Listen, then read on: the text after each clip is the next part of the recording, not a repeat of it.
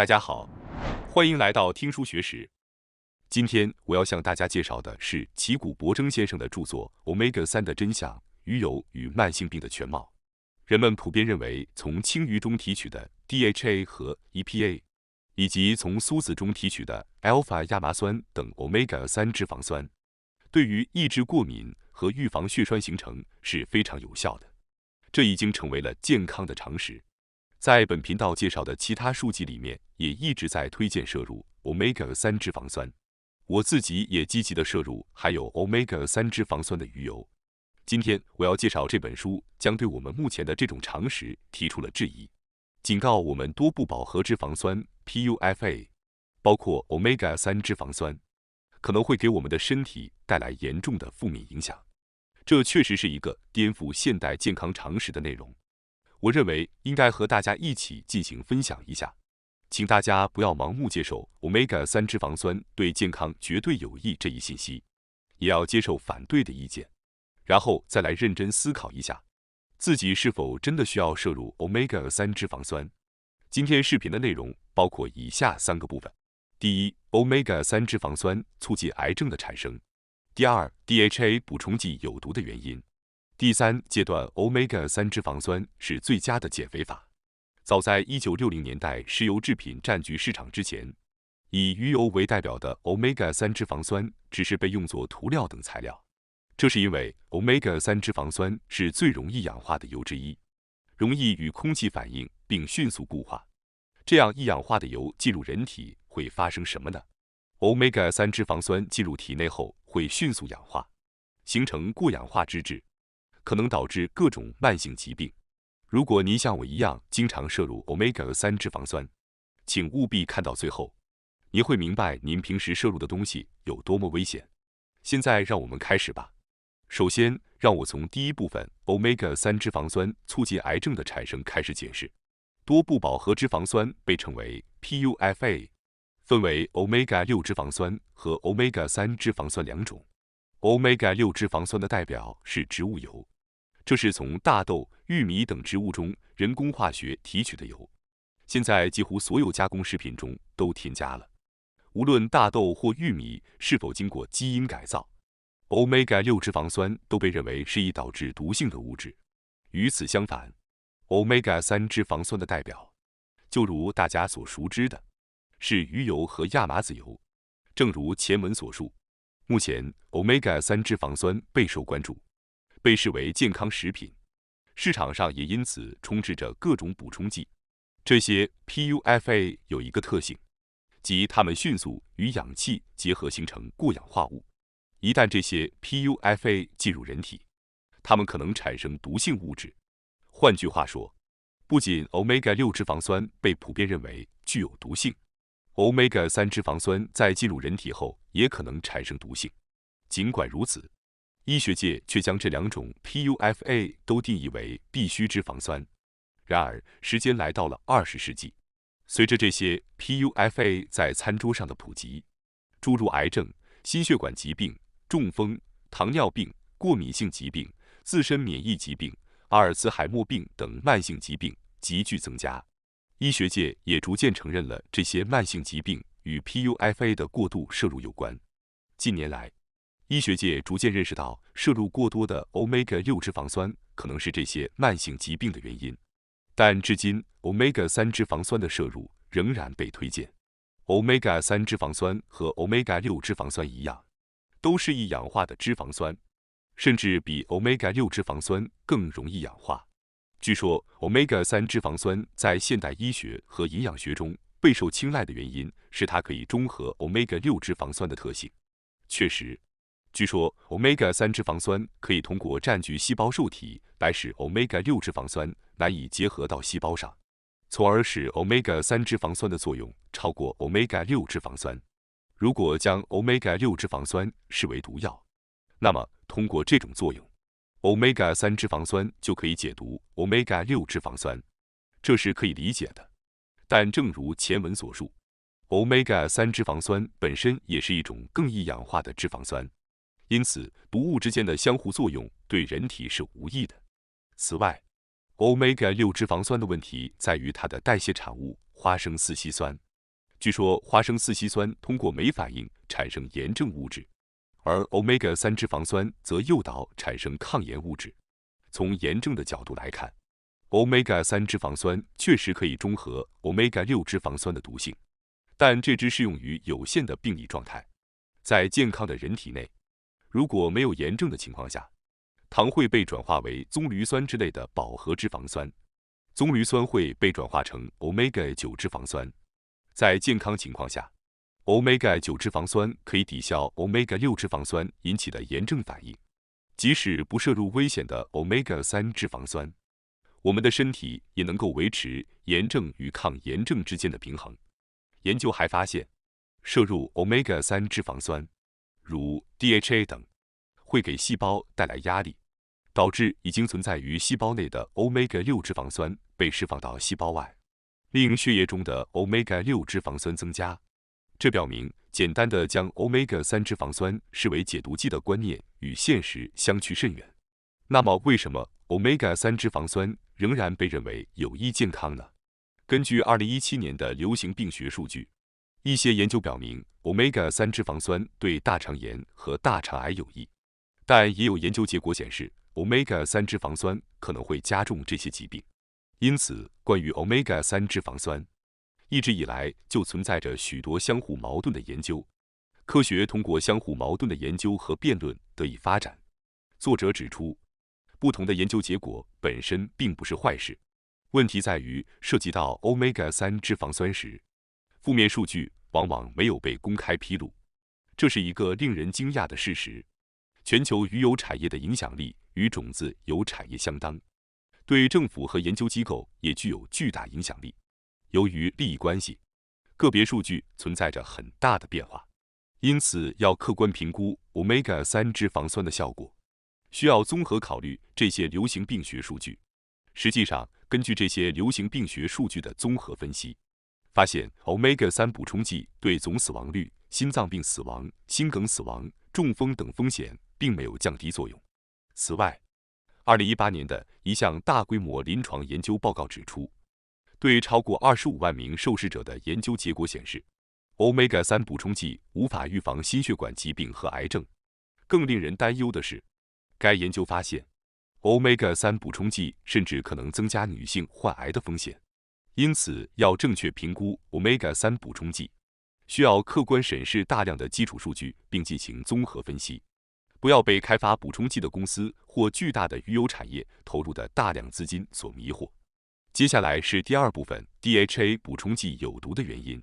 在美国 ，Omega-3 在补充剂市场中占据成年人的第1位，甚至在儿童中也有很大的市场份额，市场规模超过2万亿日元。Omega-3 补充剂的供应不仅仅限于独立销售的补充剂，最近还被添加到粉状婴儿配方奶粉中，甚至在加工食品中也被使用。在医疗领域，它也被用作治疗高血脂。美国心脏病学会推荐每天摄入1克鱼油。那么实际上，市售的1克鱼油胶囊中含有多少 EPA 和 DHA 呢？平均每克鱼油中含有180毫克的 EPA 和120毫克的 DHA。也就是说，每粒鱼油胶囊中的 Omega-3 脂肪酸总量为300毫克。与此相反，我们从食物中摄入的 EPA 和 DHA 的总量，根据美国农业省的估计，约为儿童40毫克到成人90毫克。简单计算一下，每粒鱼油胶囊中的 Omega-3 脂肪酸总量相当于儿童摄入量的 7.5 倍，成人摄入量的 3.3 倍。值得一提的是，对于心脏病患者，通常建议每天服用3次鱼油胶囊，这相当于从正常饮食中摄入 Omega-3 脂肪酸的10倍。此外，我们不仅可以通过食物或补充剂直接摄取 EPA 和 DHA， 还可以通过体内合成。通过摄入亚油酸，我们可以在体内产生 EPA 和 DHA。据说从亚油酸到 EPA 和 DHA 的转化率约为 EPA 为 0.2%，DHA 为 0.05%。在西方国家，亚油酸的摄入量约为每天 0.5 到 2.3 克。从亚油酸到 EPA 和 DHA 的产生量大约为 EPA 每天2到46毫克 DHA 每天0.25到1.15毫克。因此，考虑到我们从食物中摄入的 Omega-3 脂肪酸和体内产生的量，总摄入量最多为137.15毫克。一粒鱼油胶囊中含有的300毫克是这个值的2倍以上。换句话说，即使只服用一粒鱼油胶囊，体内的 EPA 和 DHA 就会迅速达到过剩的状态。即使是不吃鱼的素食主义者，他们的血液中也有足够的 EPA 和 DHA。这是因为，就像之前提到的那样，即使不通过饮食摄入，它们也可以在体内从亚油酸中合成。看到有些素食主义者也能过着健康的生活，我们可以明显的得出鱼油胶囊是不必要的结论。那么，过度摄入 EPA 和 DHA 会对身体产生什么影响呢？通过加工食品或补充剂摄入过量的 EPA 和 DHA 时，这些 Omega-3 脂肪酸会超出肌肉的需求，多余的部分会被纳入细胞结构组件，如线粒体内膜。这些被纳入的 Omega-3 脂肪酸会降低线粒体的电子传递链的功能，导致糖的能量代谢障碍。有报道称，那些平时摄取鱼油补充剂的人在停止摄取后，高血糖问题会得到解决。这是因为 Omega-3 脂肪酸的摄入量减少，线粒体的电子传递链功能得以恢复，从而促进了糖的代谢。然而，在这种情况下，从停止摄入鱼油到能量代谢恢复需要4个月以上。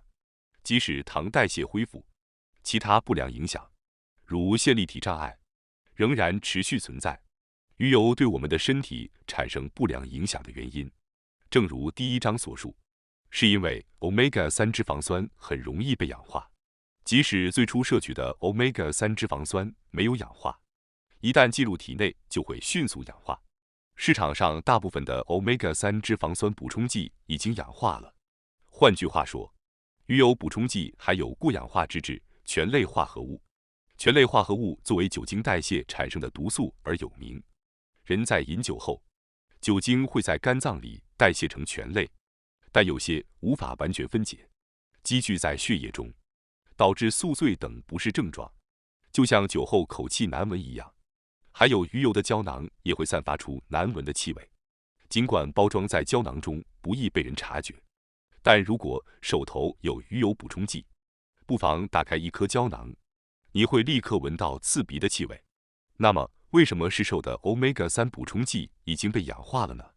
原因如下：一、鱼油产业为了利润而使用质量较差的鱼类；二、在分离鱼油的过程中，通过低温加压和离心分离的工艺，使油暴露在高温区域；三、在精炼过程中，通过加热蒸汽去除鱼腥味，但在这个过程中，会与甘油结合形成醛类物质；四、在储存过程中，脂质的过氧化进程会持续进行。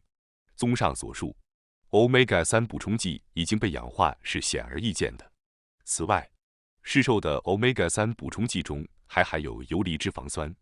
游离脂肪酸与铁等物质迅速反应，产生醛类化合物，因此游离脂肪酸也被称为氧化物质。即使游离脂肪酸含量仅为 0.1%， 也足以导致醛类化合物的产生。有些 Omega-3 油中的游离脂肪酸含量甚至高达 0.7%， 这已经足够产生醛类化合物。特别是乳化型 Omega-3 补充剂，由于表面积较大，更容易发生氧化反应。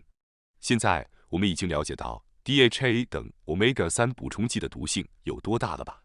接下来是第3部分，戒断 Omega-3 脂肪酸是最佳的减肥法。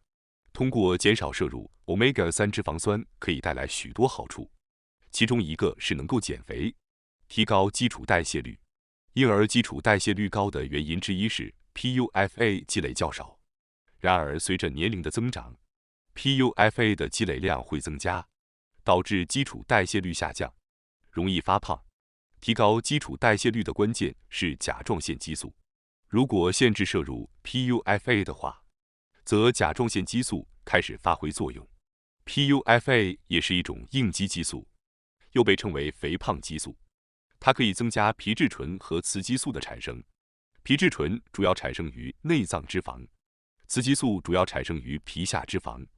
因此，如果想减少腹部周围的脂肪，可以通过限制摄入 PUFA 来抑制这些肥胖激素。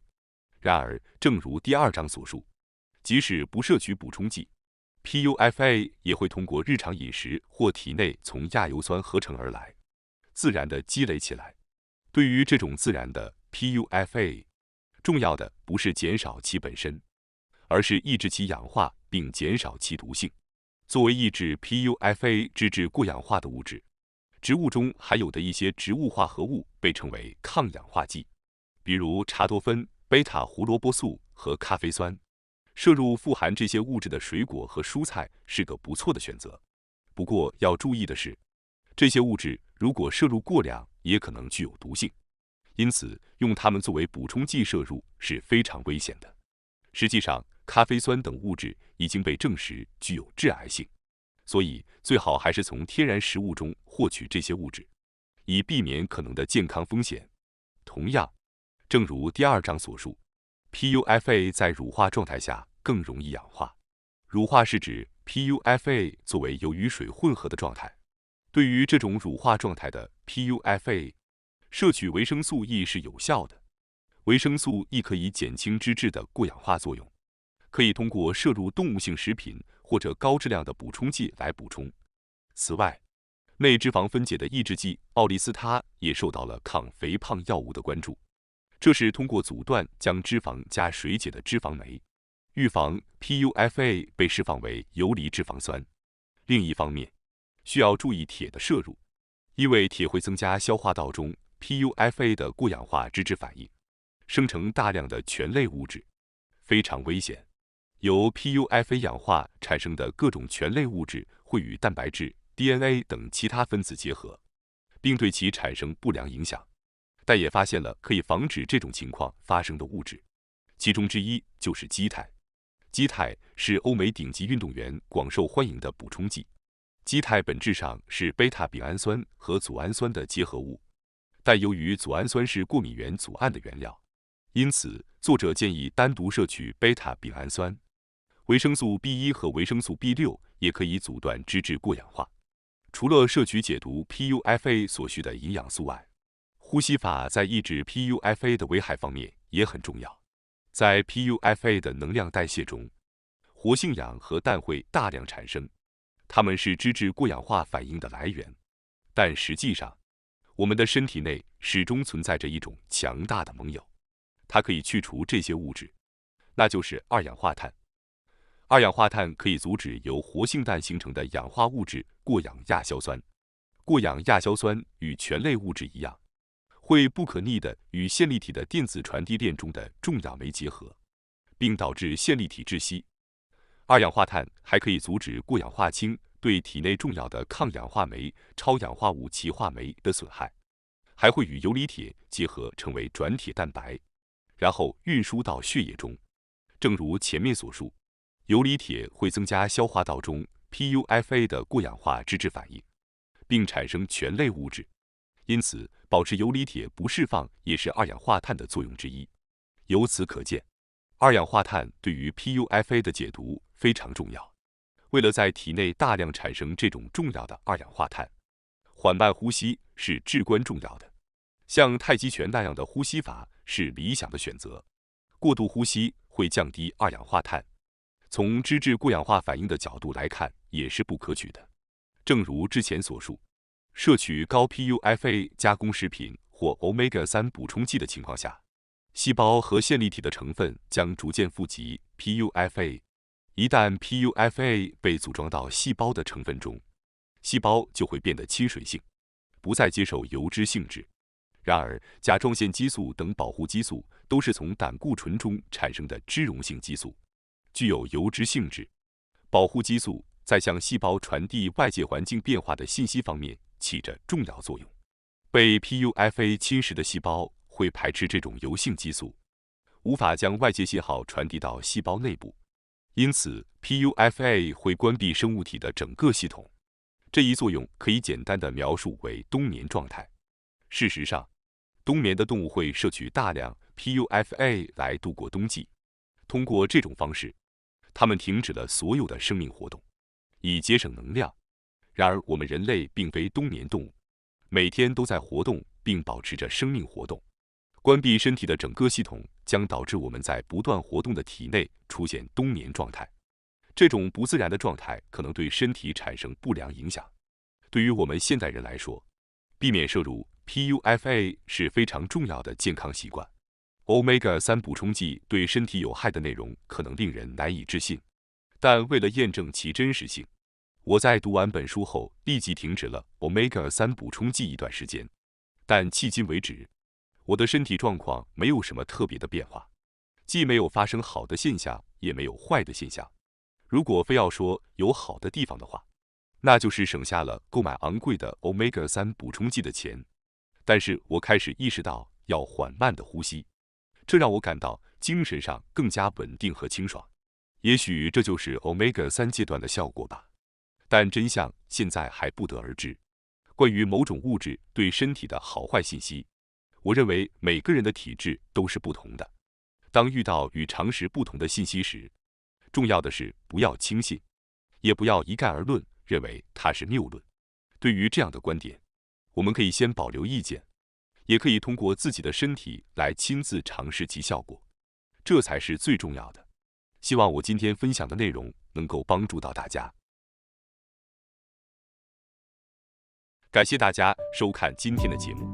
如果你喜欢我们分享的内容，记得点赞、订阅并开启小铃铛通知，第一时间获取我们的更新。在下次的节目中，我们将继续为大家分享更多有益的书籍。再次感谢大家的支持，我们下期再见。